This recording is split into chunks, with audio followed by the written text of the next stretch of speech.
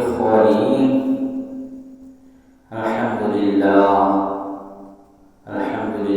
نحمده ونستعينه ونستغفره ونعوذ بالله من شرور أنفسنا. أما بعد، إخواني، هذا شهر شعبان، شهر الرحمة والغفران.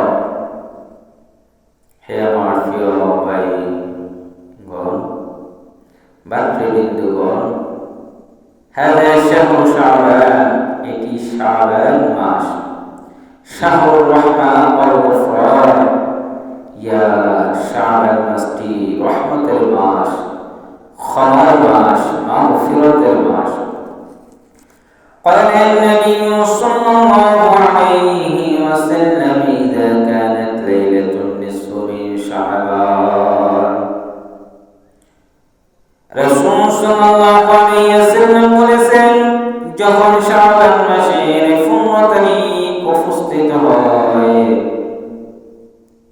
ফাকুমু লাইলাহা ওয়াসুমু ইয়াওমাহা, ওই রাত্রি নামাজ পড়িও এবং দিনে রোজা রাখিও।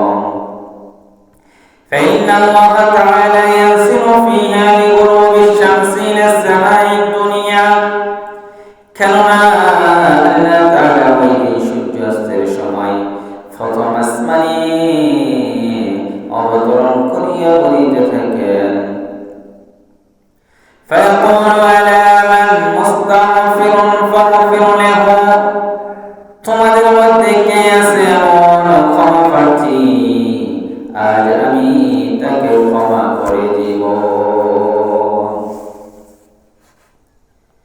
ألا من مستمسك فارزقه, এমন কে আছে তোমাদের মধ্যে যে জীবিকা প্রার্থী, আমি আজ তাকে রিজিকের ব্যবস্থা করব। ألا من مبتليا فضعافه, তোমাদের মধ্যে বিপদগ্রস্ত কে আছো, আজ আমি তাহার বিপদ দূর করিয়া দিব। ألا كذا ألا كذا حتى يطلع الفجر, আল্লাহ তাআলা ফজর পর্যন্ত এই প্রত্যেক হাজারমান্দাকে ডেকে বলিতে থাকে। ইবনে মাজাহ, ইমাম ইবনে মাজাহ রাহমাতুল্লাহ আলাইহি হাদিসটি বর্ণনা করেছেন। وقال عليه الصلاة والسلام من صام 3 أيام من شعبان, হুজুর সাল্লাল্লাহু আলাইহি ওয়াসাল্লাম বলেন, যে ব্যক্তি শাবান মাসে বাসাল্লাহু ইয়াওমাল কিয়ামাতি আলা নাকাতিন মিন নুকিল জান্নাহ, শাবান মাসে যে ব্যক্তি 3টি রোজা রাখবে, আল্লাহ তাআলা তাকে বেহেশতি উটে আরোহণ করিয়া কবর হইতে উঠাইবেন। নকলাহু নিবাতা ইবনে নুবাতা বর্ণনা। وقالت عائشة رضي الله تعالى عنها ما رأيته صلى الله عليه وسلم في شهر, عائشة رضي الله تعالى বলেছেন, রাসূল সাল্লাল্লাহু আলাইহি ওয়াসাল্লাম কে শাবান মাসের মতো আকসার মিনহু সিয়ামান ফি শাবান, রাসূল সাল্লাল্লাহু আলাইহি ওয়াসাল্লাম কে শাবান মাসের মতো অধিক নফল রোজা রাখতে আমি আর কোন মাসে দেখি নাই। বুখারী, মুসলিম।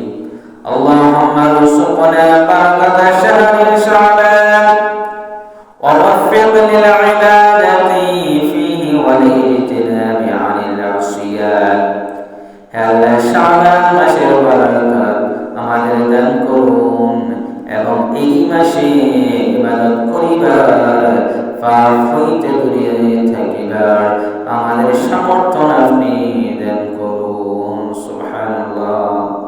আল্লাহ তাআলা শাবান মাসের বারাকাত আমাদের দান করুক, শাবান মাসে আমাদের হায়াতকে বৃদ্ধি করুক, শাবান মাসের উসিলা করে আমাদের জিন্দেগির সমস্ত গুনাহ মাফ করুক, রিজিকের অভাব দূর করুক।